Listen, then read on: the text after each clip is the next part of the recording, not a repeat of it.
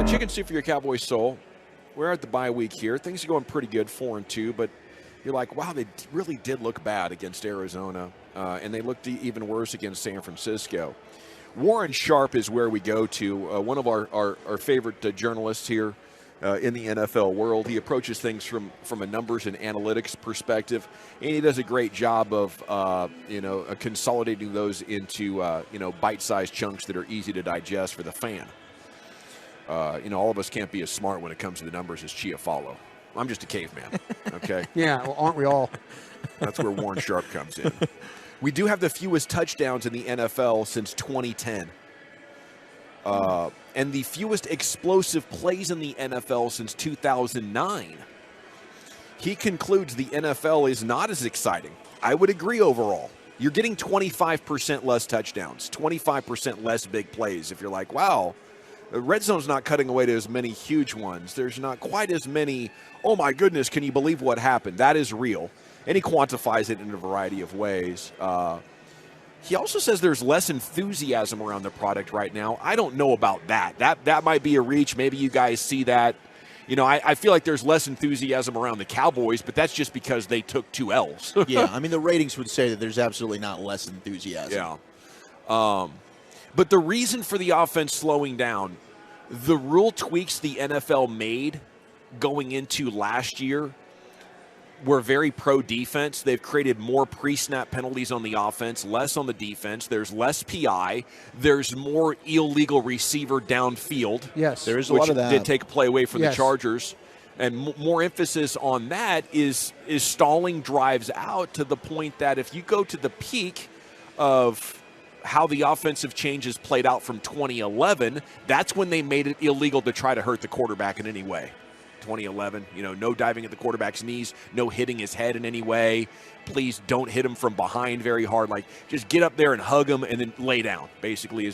And from that point, we are down very, very significantly. 51 points per game in 2020. Now it's a combined 43.4. Odds makers don't know what to do with the over-unders. The average over-under right now, they're stuck at between 43 and 44. Only 38% of games still are hitting the overs. So they brought the number down very significantly. Overs still aren't hitting.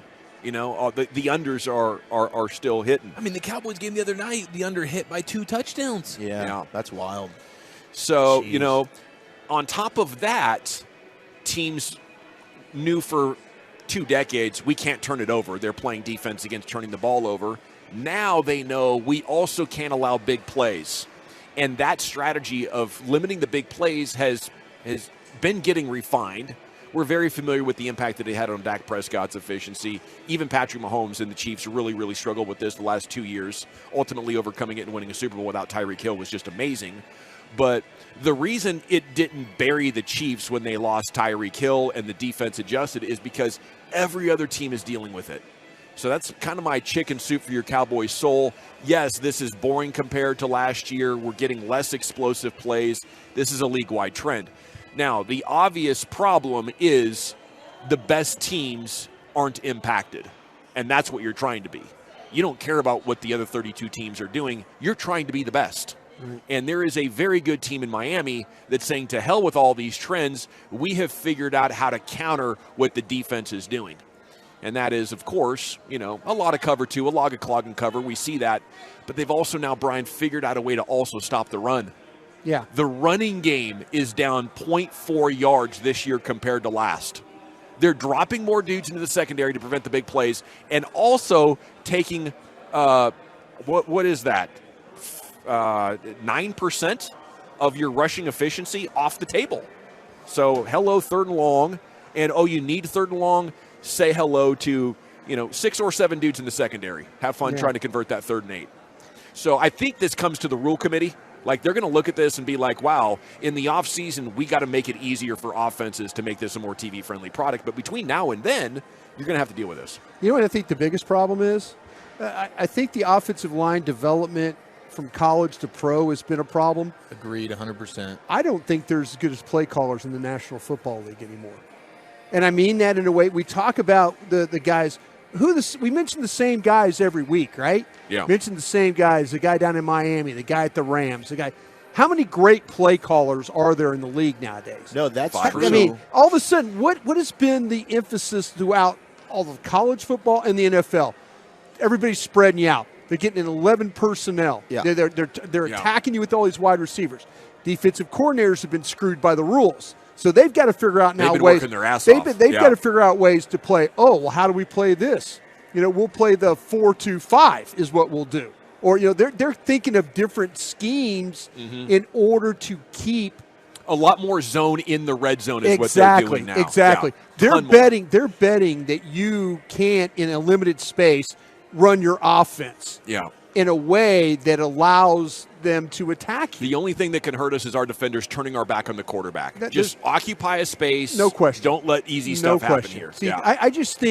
I think defensive coordinators have developed better ideas of how to play defense or how to attack with what they have within the rules. Yeah. I think the league struggles to have really good play callers. No, I think you're right. And because you ultimately, said the thing hit the under. Yeah. Mike McCarthy was a good play caller back in the day. Sure. But today, I mean, is he trying to get back to that level he once was? Well, and Kellen He's not Moore there wanted to yet. put up This 100 is points. They Kellen put up Moore. 17. Kellen Moore, exactly. This is what money does to a sports league. Yeah. All these owners are so drunk on their $250 million they're going to make if they don't even win a game. You're getting all of this cash. What is my incentive to bust my coaching staff and my front office's butt to get up to speed with the Niners, Rams, Chiefs, Lions? I don't know who all is running the optimal brand of offense, but I think Brian is right. Yeah. These guys used to be great play callers, Yeah. but now the game has evolved, especially over the last 5 or 6 years, too much Well, I for them to wonder- continue to be efficient. Because it's interesting that you say that, and I agree. I was also thinking the quality of quarterback play is not as good either. Like, if you think about it in the 2000s, and we've talked about it on our show, like, okay, who are your top 5 quarterbacks? You've got Mahomes at 1, and then Yeah. I feel comfortable with Burrow, but then it's a big question. In the 2000s, you knew. It was Manning. It was Brady. It was Breeze. It was Rodgers. It was Favre. It was Roethlisberger. You had Kurt Warner. You had Rivers. You had Steve McNabb, right? Consistently. Those guys were always there. Now there's so much drop-off, and one guy has a great year, and then, I mean, the change when it comes to your tiers of quarterbacks, who's in the top 5 conversation, is more difficult now than I ever remembered it being. Yeah, and how about this from Nate Tice, who says in Yahoo, the quarterbacks now are less experienced in terms of seasons as a professional, but also in general age, which is a result of players entering the NFL draft earlier. The average age drop from week 1 starters from last year to this year was the 3rd largest decline since at least 1950. But- Wow. So you've just seen a generation of quarterbacks leave you Yeah. in the Bradys, the Yeah. Rivers, the Breezes, the Mannings, like you can name all these dudes, and you're bringing in now, you're seeing a lot more young guys starting, and they're coming in a little bit younger. Yeah, but and I so the think that's quality gonna of quarterback change. play is not near as good as it was just a few years The ago. quarterbacks that have had the most game experience have found a way to have some success in the NFL. The ones that have made a lot of collegiate starts, and then all of a sudden they come in and they seem to be hitting it around. The pandemic is going to change that. With all the extra year of eligibility that these quarterbacks got, this is going to change. I hope so. Because there's teams now today with the way the transfer portal is, you could go play and get eligibility. You could go find. There's 6-year players on a lot of rosters. Right. I mean, the NFL scouts went from evaluating. They got an extra 250 players that they have to evaluate. Yeah. That they used to not have. There's going to be an older crop of college players coming into the league because of what the pandemic was 2-3 years ago. I think that's a good point. The offense does need to play catch up. Maybe there's a lull in the quarterback market as far as guys who are capable of coming through, but there's a lot of stuff that goes into it, and the numbers are very interesting. I think, though, immediately you get into the offseason, the competition committee tweaks a couple of things, and you get more offense coming. I mean, the red zone touchdown rate is down 10% over the last 2 years. You're getting into the red zone now as the Cowboys. You're like, wow, this seems a lot harder. It's harder for everybody because of the things we've talked about here. I really do believe with all my heart that the defensive coordinators were dealt such a bad hand throughout the last 4 or 5 years that they figured out ways to attack within the rules and make this work. One other thing on that point. The defensive coaches are adjusting much quicker. Exactly.